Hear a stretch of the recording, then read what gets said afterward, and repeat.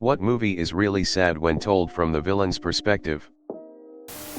Mrs. Doubtfire, because imagine how scared Pierce Brosnan was when Mrs. Doubtfire tried to kill him with pepper. Prince Nuita from Hellboy, The Golden Army. He's the prince of a dying race of Fae, has to see his father lead his kind into darkness and obscurity, and then see humanity tear down everything he loved for their own greed/expansion. His speech about how the world will never see the likes of the elemental forest god was heartbreaking. Jaws. Bruce is just trying to be a shark, man. Baby's father in Dirty Dancing. Dude just wants to have a nice family vacation. The Land Before Time. That T-Rex just needed to eat. Les Miserables.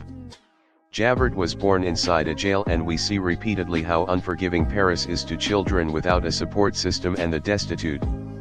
He miraculously manages to work his way from that to a respectable middle-class job.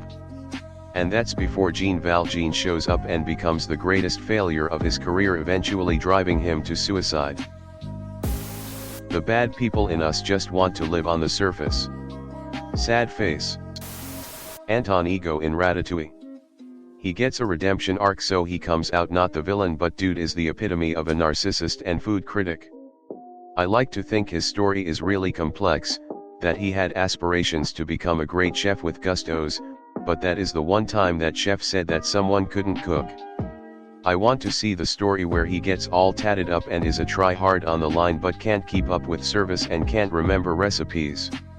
The reason he is a critic is because he thinks he is better than all else. The reason he is in turtlenecks is to hide his throat ink. It'd be such a good story. The movie was pretty bad, but gore in Thor: Love and Thunder was really sad. General Francis X. Hummel from The Rock. Joins the military at a young age and believes that he's fighting for his country and commands several special clandestine operations for the government, and his men get killed. Because they were black ops, the US government doesn't give their families any benefits, it doesn't recognize them as having even served, and they don't even get military funerals. Hummel pleads with the government to recognize these men and that they fought and died to further America's interests, and he even goes before Congress to ask for the funds. They tell him to kick rocks. When his wife dies, he's had enough and feels he has to force their hand through taking hostages and threatening to launch VX poison gas rockets at population centers. He has no intent to go along with this plot, it's just a bluff. Meet the Robinsons. Blade Runner. And it works either way, if you see Batty as the villain or Deckard. Yeah, I gotta say that Despicable Me hit me right in the feels when you saw how Gru went from stealing an entire moon to being a dad. Who knew little yellow minions could make such an impact? Overall, 10/10 would ugly cry again. Alien. Just trying to raise some kids. X-Men. Magneto was right and his backstory was very sad. Kato from The Hunger Games. He's been brainwashed to believe that the games are an honor. He's trained his whole life, but then he gets into the arena and it's a lot of killing and awfulness. Then he loses, dies a long death, and all his preparation and fanboying isn't worth anything. Austin Powers. Dr. Evil's upbringing is tragic.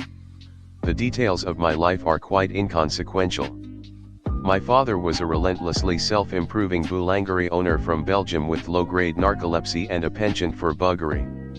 My mother was a 15-year-old French prostitute named Chloe with webbed feet. My father would womanize, he would drink, he would make outrageous claims like he invented the question mark.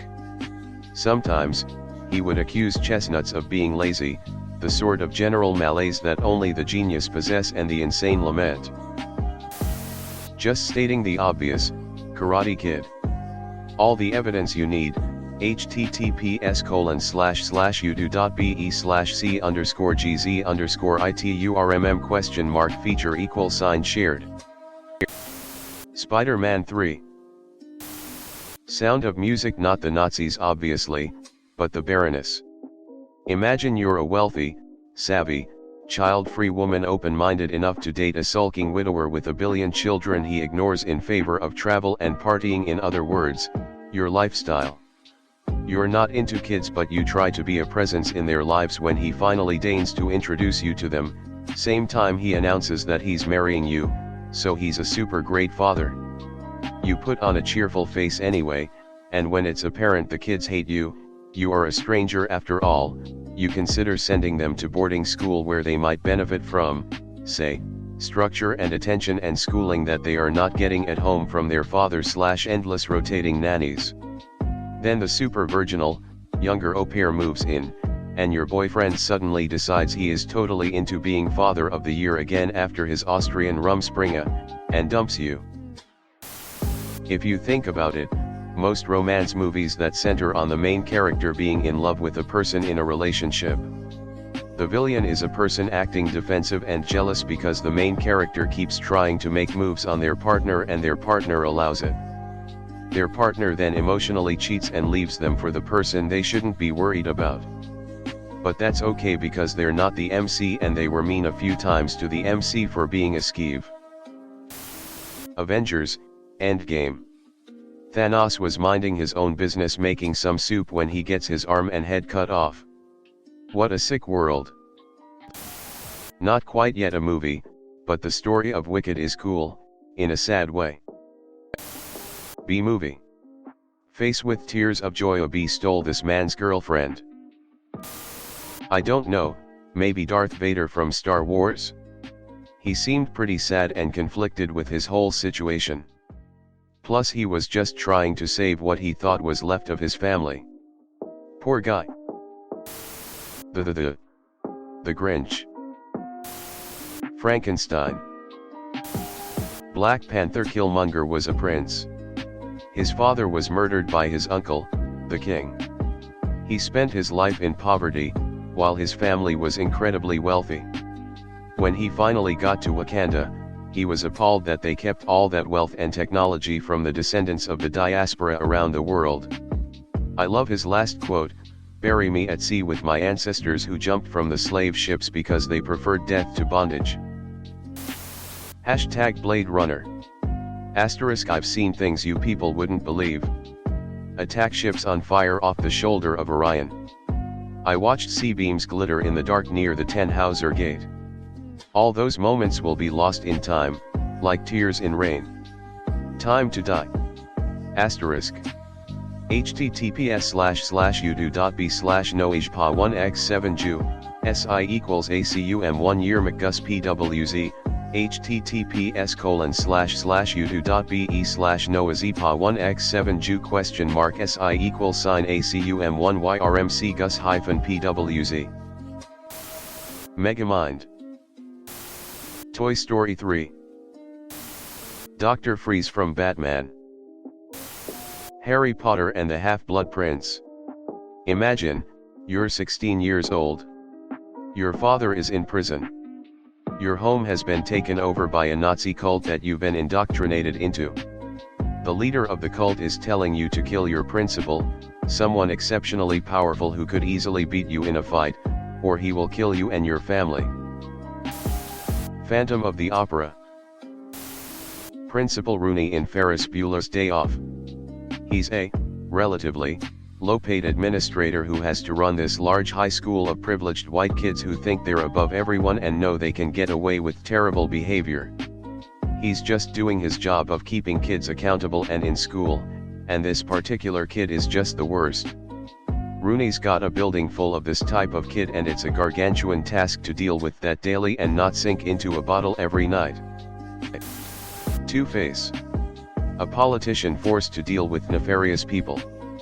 That is burned by acid by a hero. And desires to seek revenge.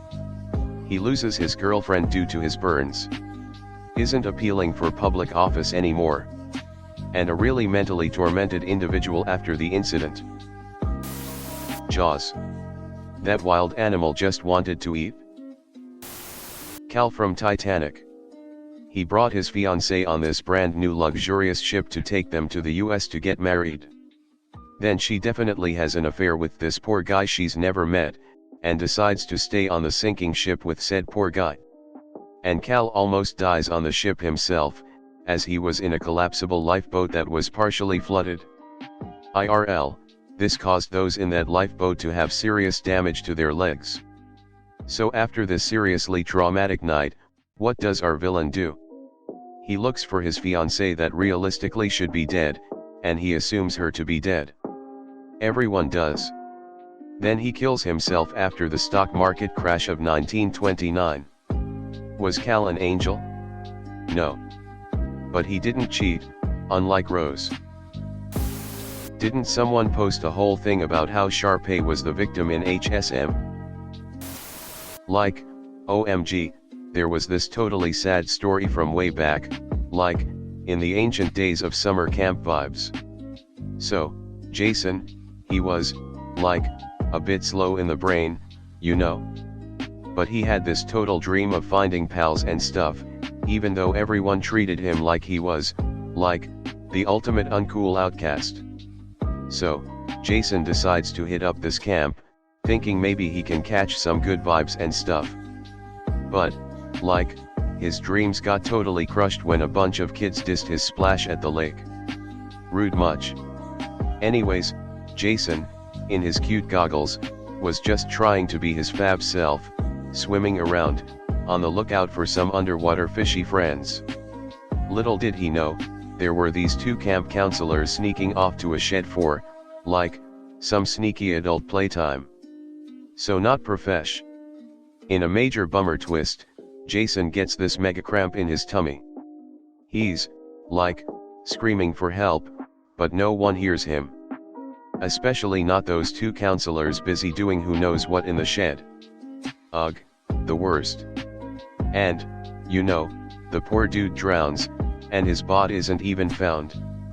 Talk about a total downer for Jason Voorhees.